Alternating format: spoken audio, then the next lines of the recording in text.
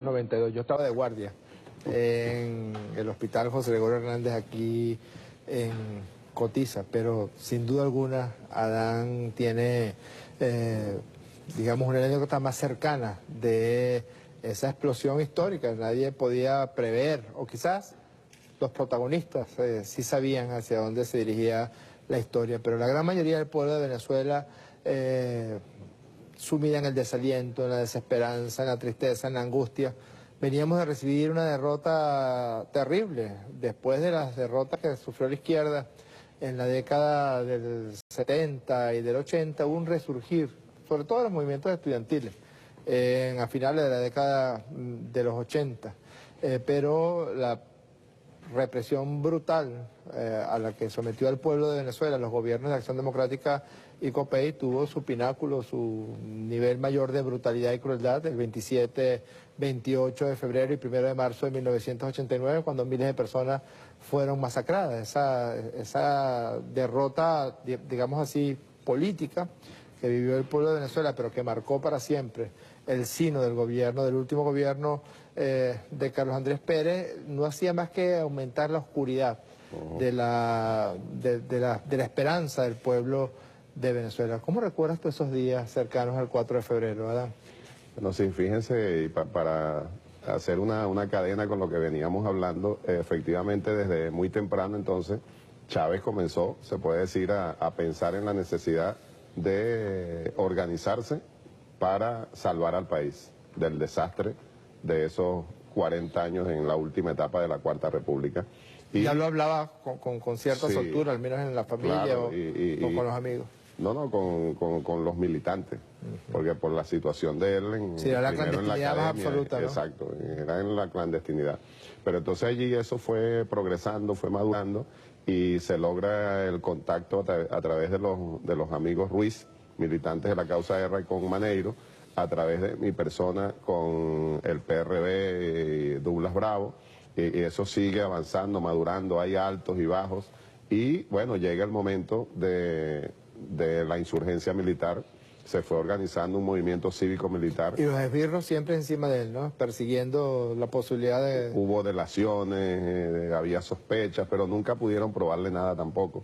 Lo castigaron 3 años en el Orsa, supuestamente un castigo, y entre eso comillas. lo marcó para siempre. Y, claro, su amor a la tierra apureña y al pueblo de Apure y a de todos los llanos, etcétera, ¿no? Entonces una etapa bien importante y sería largo de comentar aquí, ¿no? Así resumidamente, llega el momento, pues, y efectivamente en diciembre del 91, pues ya habíamos vivido toda esa etapa de formación, de organización, de conspiración, de la formación de un movimiento cívico-militar, y yo formaba parte de una de las células que existía en el país, en Barinas. Éramos un grupo pequeño, pero incluso así estaba en el plan Zamora definido. Barinas era una posible zona de retaguardia, dependiendo de cómo fuese avanzando la situación. Entonces en diciembre del 91 lo conversamos, y como se hizo con los diferentes grupos,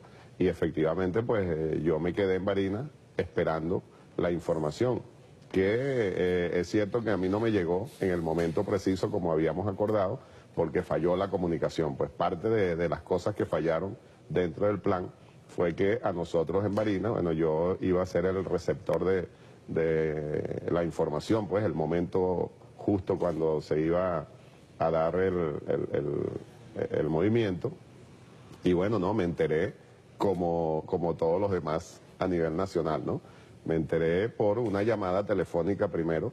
Estaba nuestro hermano Argenis, trabajaba aquí en Barinas, aquí en Caracas, en el Teresa Carreño. Él era parte del equipo técnico, él es ingeniero electricista, era parte del equipo técnico del Teresa Carreño, y él fue el que me llamó como a las 2 de la madrugada para decirme que había... ¿Del 4 de febrero? Del 4 de febrero, sí. ¿Para decirte qué? Bueno, que había una insurgencia militar y que parecía que Hugo estaba allí participando, porque de la familia, el único que sabía... ¿Argenis no sabía? No, él sospechaba algunas cosas, pero no tenía información. Incluso en el apartamento donde él vivía aquí en Parque Central, hicimos algunas reuniones, pero entonces a él lo mandábamos así un mandado a buscar una cosa. Y él apoyó, por supuesto, y él sospechaba, pero no tenía información exacta, ¿no? Entonces él me llama y me dice, y seguro que Hugo está ahí. Yo le digo, no, seguramente no, vamos a esperar. Pero bueno, cuando yo inmediatamente supe que no me había llegado la información y reventó la situación, ¿no? Y bueno, todo... Fue una noche muy larga. Sí, una noche muy larga y hasta el momento de las 11 de la mañana aproximadamente cuando sale Hugo en la televisión, en los medios de comunicación y lanza el famoso Por Ahora, ¿no? Aquí tenemos uno de nuestros hermanos que trabaja con nosotros en la alcaldía de Caracas, su padre.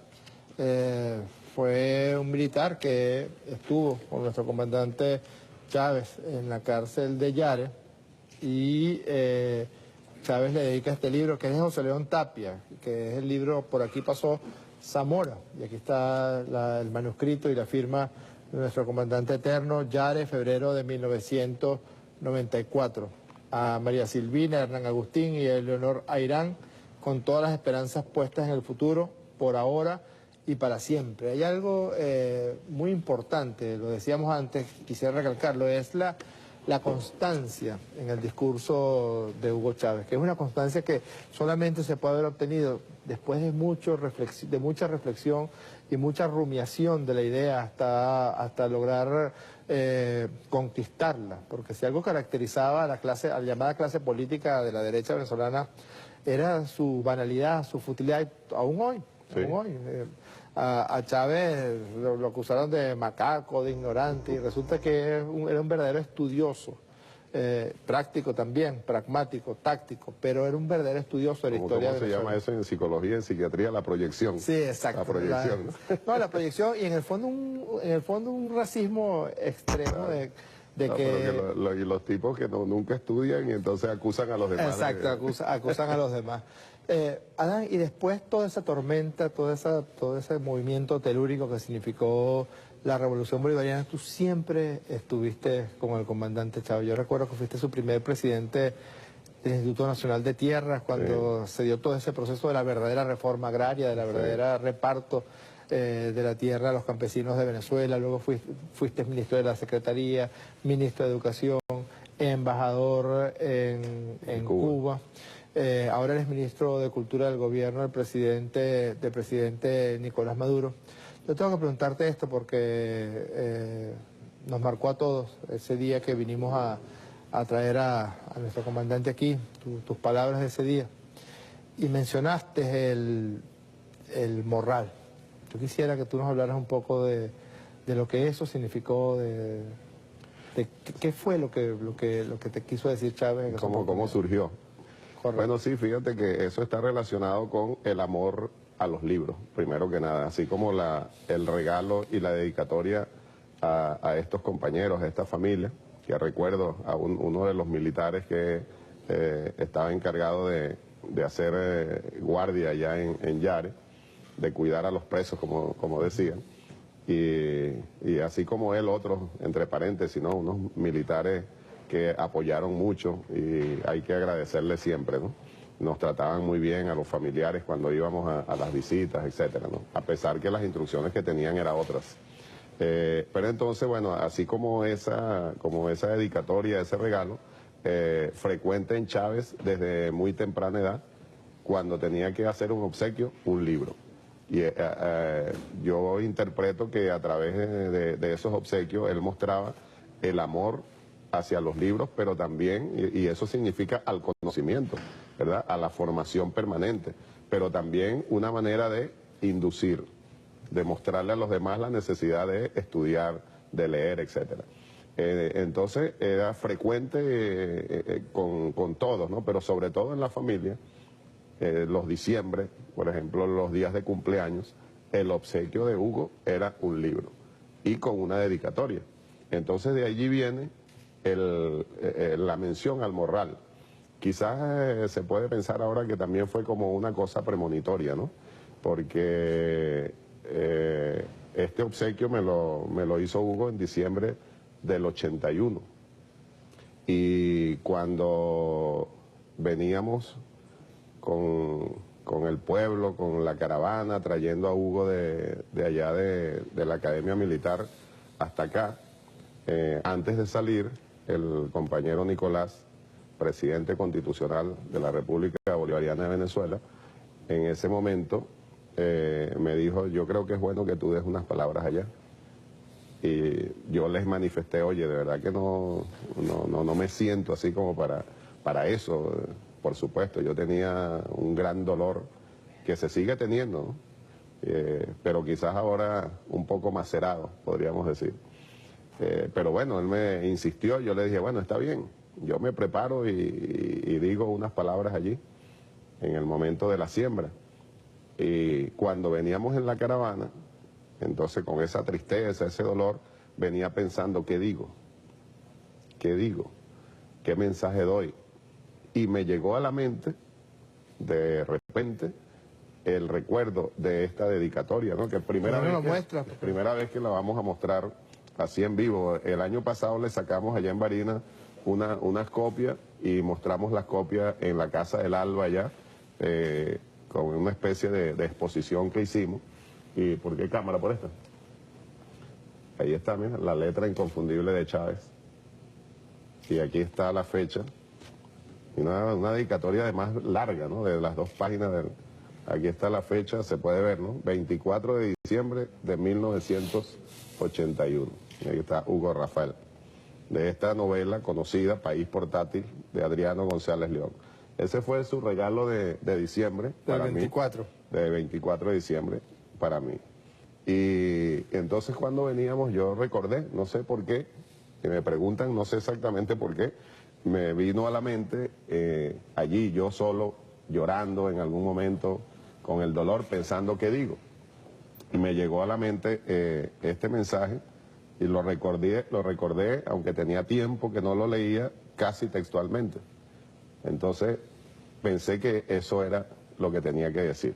Y bueno, aquí no lo vamos a leer todo, pero está donde él hace referencia a que la abuela Rosa pronto se nos iba. Él decía, en ese diciembre él se fue muy triste también porque la abuela estaba muy enferma y efectivamente la abuela murió el 2 de enero del 82. Y él no estaba en Barinas porque él se despidió de nosotros el 28 por esto de los días de permiso. Exacto, ¿no? Él estuvo con nosotros el 24 y le tocaba guardia el 31. Y entonces él ahí va mencionando y dice lo del morral, ¿no?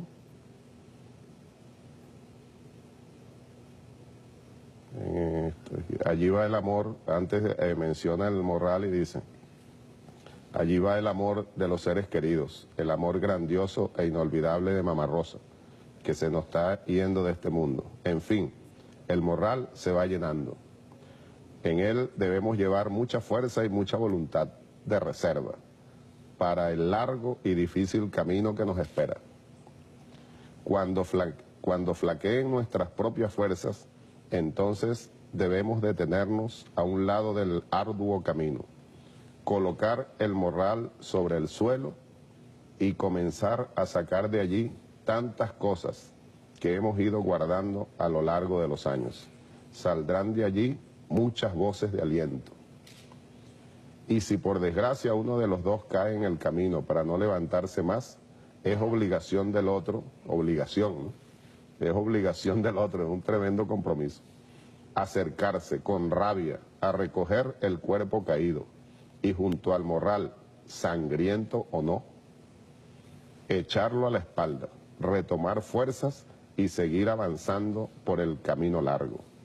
Al final, si es que hay final, el morral preñado parirá.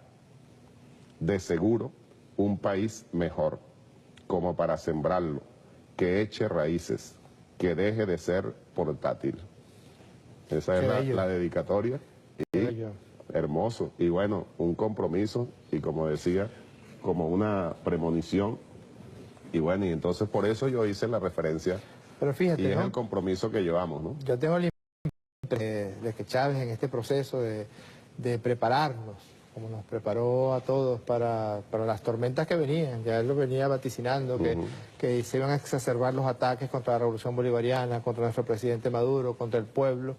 De algún modo, casi que desde el año 81 te encomendó a ti la tarea de mantener el legado, también el legado teórico, porque tú has tenido esa responsabilidad fundamental.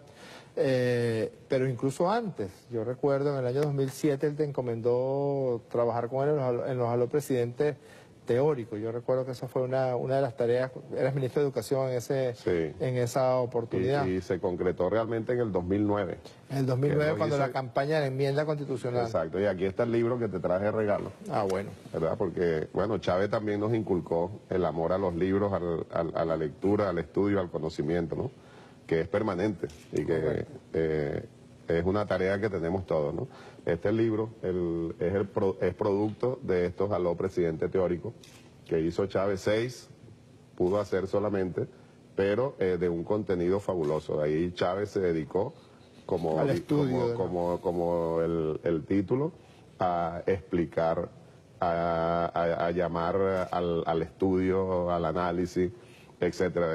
Ahí hay temas importantísimos, no tenemos tiempo de comentarlos ahora, pero este libro lo presentamos en La Habana, es producto del trabajo que venimos haciendo ahora en el Instituto de Altos Estudios Comandante Eterno Hugo Chávez, que como sabemos el presidente Maduro me encomendó la tarea de presidir ese instituto.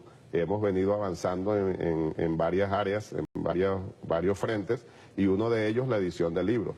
Este es el 4º que editamos y bueno, es la transcripción de los Aló Presidente Teórico. Lo presentamos en la Feria Internacional del Libro en La Habana. Dentro de pocos días lo vamos a presentar acá en Venezuela.